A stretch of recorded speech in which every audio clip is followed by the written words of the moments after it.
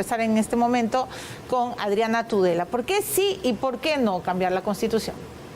Mira, yo considero que los cambios son positivos, no hay que ponerse a los cambios, pero yo no estoy dispuesta a tirar a la basura 20 años de progreso. La Constitución del 93 es una Constitución que nos ha dado el marco necesario para crecer sin precedente en nuestra historia. Más de 6 millones de peruanos han salido de la pobreza y más de 2 millones de peruanos han dejado atrás la pobreza extrema.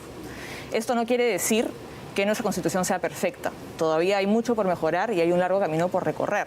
Sin embargo, no tiene sentido botar a la basura cosas tan buenas solamente porque hay algunas cosas malas que cambiar. Yo creo que se tienen que llevar a cabo reformas y que el órgano encargado de hacer esas reformas es el próximo Congreso de la República. Si nosotros convocamos una asamblea constituyente, solo vamos a generar más incertidumbre, paralización económica y más pobreza. Nosotros ¿Qué reformas plantearía?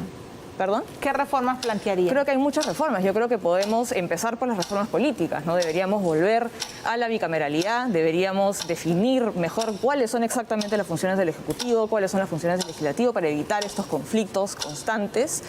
Y como esas hay muchas otras reformas. Muy bien. La misma pregunta, varios líderes políticos, incluida por supuesto la líder de su partido, señora Alvites, Verónica Mendoza, están planteando la refundación de la República con el cambio de Constitución. ¿Por qué? ¿Por qué? Porque a todas luces, ¿no?, en contraposición de lo que dice Adriana, que creo que lamentablemente vive en otro país, esta Constitución no ha funcionado. No le ha dado a los amplios sectores del país educación, salud, no ha garantizado el acceso a derechos, como por ejemplo vivienda, trabajo digno. Una Constitución además originada en un momento dictatorial, hecha por Fujimori, por Montesinos, a la medida de un momento de dictadura, de un momento donde hubieron miles de despedidos, en un momento donde habían desaparecidos, tortura, muertes extrajudiciales, etcétera, etcétera. Necesitamos pensar que tenemos que entrar a un Perú del Bicentenario con una Constitución del Bicentenario, que no sea la Constitución de un partido político, que no sea la Constitución de una persona, que sea la Constitución de la gente. Por eso planteamos que el 11 de abril también se abra una segunda urna donde la gente decida si quiere o no cambiar la Constitución. Se trata de devolverle el poder a la gente con un momento constituyente para un nuevo pacto para todos y todas las peruanas. Muy bien. Pueden, por supuesto, si ustedes consideran necesario hacer la dúplica, pero...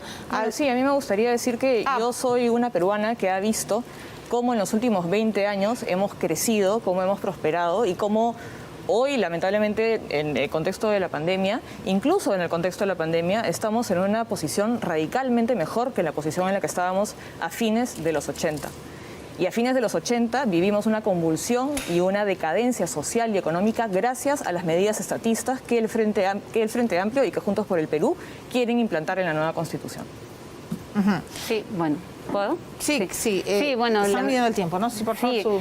La diferencia creo que entre Juntos por el Perú y los demás partidos, incluido el del señor Hernando de Soto, que además es conocido por haber apoyado a Keiko Fujimori en las últimas elecciones, es que nosotros queremos mirar al futuro. Es fácil compararnos todo el tiempo con el pasado, hace 30 años, hace 40 años. Con el miedo del pasado nos tienen todo el tiempo para que de verdad no haya progreso en las amplias mayorías del Perú.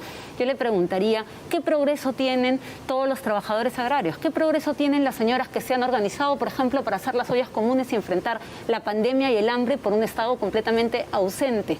¿Qué progreso tienen los estudiantes que fueron estafados con el aval del Estado, con universidades que se crearon a diestra y siniestra y que estafaron con la calidad académica, con infraestructura, a miles de familias que querían buscar el progreso? ¿Qué progreso da esta Constitución que ha permitido que clínicas, industrias farmacéuticas, laboratorios estafen a la gente? Con, por ejemplo, las pruebas para el COVID, que las cobraron a 500 soles cuando eran analizadas gratuitamente por el Estado. Eso es lo que ha permitido esta Constitución. Dejemos de mirar atrás, dejemos de llenar de miedo a la gente mirando atrás. Tenemos que mirar el futuro. Bueno, a ver, entonces puede también contestarle y además aprovechar para su mensaje final, Adriana, porque tendríamos que votar los peruanos por Hernando de Soto, pero también puede contestarle a Lucía. Bueno, a mí me parece bien curioso que hable de mirar al futuro cuando lo único que están proponiendo es volver a las medidas fracasadas del pasado y que ya sabemos que solo nos trajeron pobreza y miseria. Y para cerrar, yo considero que Nosotros tenemos que apostar por el crecimiento, nosotros tenemos que apostar por la libertad. Sin libertad no hay democracia y lo que tenemos que lograr es combatir a un Estado ineficiente, a un Estado mercantilista que no ha logrado incluir a todos en el crecimiento económico que hemos visto durante los últimos años.